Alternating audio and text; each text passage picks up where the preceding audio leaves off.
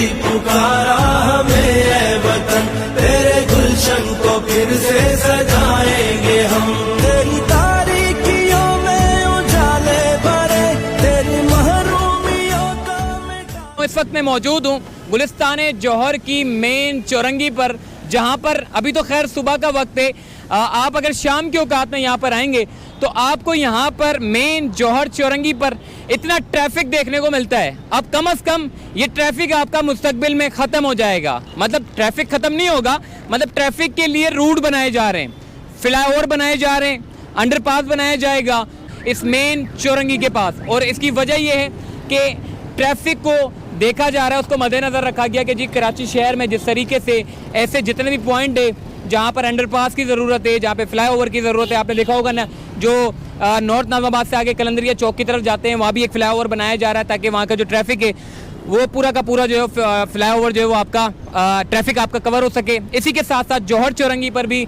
अब इस मंसूबे का जो है वो सारा काम जो है वो मुकम्मल कर लिया गया है। अब काम का आगाज़ हो चुका है, दस्तावेज़ात के काम मुकम्मल हो गए, काम का आगाज़ हो गया है।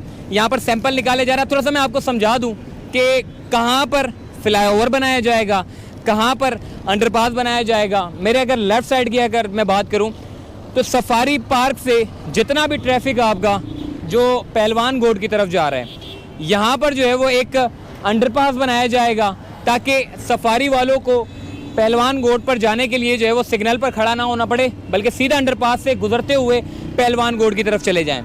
फ्लाईओवर कहाँ बनाया जा रहा है इसके ऊपर बात कर लेता हूँ। फ्लाईओवर जो है वो जौहर चौरंगी से जो ट्रैफिक वहाँ से आ रहा है, जौहर चौरंगी से लेकर यानी कि जौहर मोड़ से जो सारा का सारा आपका ट्रैफिक आ रहा है, ये आपका जा रहा है सामने दारुल सेहत की तरफ या मुनव्वर चौरंगी की तरफ। ये जितना ट्रैफिक है इनको सिग्नल पे खड़ा रहना पड़ता है। तो अब इन लोगों के लिए जो है वो यानी कि जौहर वालों के लिए, जौहर से मुनव्वर जाने वालों के लिए एक फ्लाईओवर ब्रिज बनाया जा रहा है ताकि वो लोग जो है वो इस रोड के ऊपर खड़े ना हो सके और सीधा फ्लाईओवर के ज़रिए ये जौहर से लेकर मुनव्वर चौरंगी यानी कि दारुल सेहत तक आराम से पहुंच सकते हैं। तो फ्लाईओवर और अंडरपास बनाने का जो है वो काम शुरू कर दिया गया है। काम क्या किया जा रहा है इसके ऊपर मैं बात कर लेता हूं, आइए मैं आपको बताता हूं आगे जाके। जो भी वादा किया हमने पूरा किया, जो कहा है वो करके दिखाएंगे हम। तुमने जब भी पुकारा हमें ऐ वतन, तेरे गुलशन को फिर से सजाएंगे हम।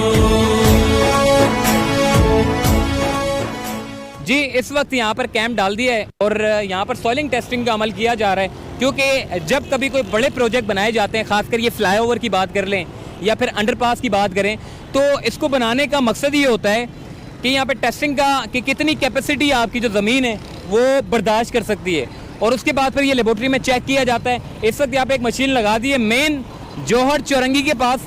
ये मशीन यहाँ मौजूद है जो कि इस वक्त बोरिंग का काम कर रही है और इसी के साथ यहाँ पर कैंप भी लगा दिया है ताकि मजदूर जो है वो रोज़ाना की बुनियाद पर काम कर सकें और उसके बाद फिर कंस्ट्रक्शन का काम शुरू होगा। अब थोड़ा सा बात कर लेते हैं अब्दुल रऊफ भाई जो कि जियोलॉजिस्ट हैं, इनसे बात करते हैं। अब्दुल रऊफ भाई, सबसे पहले तो आपको मुबारक और ये गुलिस्तान जौहर वालों को मुबारक हो कि कम से कम ये इतना 15-20 मिनट ये लोग खड़े रहते थे ट्रैफिक में, अब माशाल्लाह से फ्लाईओवर बनाए जा रहे हैं, अंडरपास बनाए जा रहे हैं। ये जब इस तरह के बड़े बड़े मंसूबे शुरू होते हैं तो हम देखते हैं कि सॉइलिंग टेस्टिंग का अमल शुरू होता है। ये क्या होता है, क्यों किया जाता है? सर सॉइल टेस्टिंग इसलिए करते हैं कि जब भी कोई अंडरपास या ब्रिज वगैरह बनाया जाता है तो ज़मीन से मिट्टी के सैंपल लिए जाते हैं ताकि बेरिंग कैपेसिटी चेक किया जाए।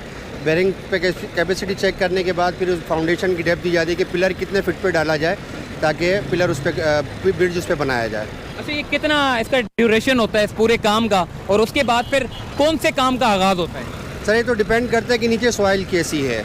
अगर हार्ड रॉक है तो टाइम लगता है, मगर फिर भी प्रोसीजर अगर ये बोर है तो 2 से 3 दिन में एक बोर कंप्लीट हो जाता है 100 फुट का। फिर उसके बाद ये कंप्लीट हो जाएगा, लेबोरेटरी टेस्ट होगा, रिपोर्ट आएगी, फिर बेरिंग कैपेसिटी देने के बाद फिर एक्सीवेशन होगा, फिर पिलर डलेंगे, फिर काम शुरू हो जाएगा इंशाल्लाह। बगैर स्टार्ट है काम इंशाल्लाह। मतलब आप क्या समझते हैं, फ्लाईओवर बनने से, अंडरपास बनने से आसानी होगी? बिल्कुल आसानी होगी। जिस तरह ये कंजेस्टेड एरिया है सारा, शाम में इतना रश हो जाता है, रोड क्रॉस करने में मुश्किल है पैदल वालों को, क्योंकि पेडिस्टल ब्रिज भी नहीं है, तो बहुत आसानी हो जाएगी इंशाल्लाह। ठीक है, अब्दुल रऊफ भाई इस वक्त हमारे साथ मौजूद।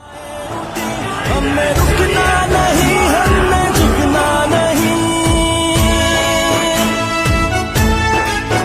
अदल मंजिल है अदल ही रास्ता,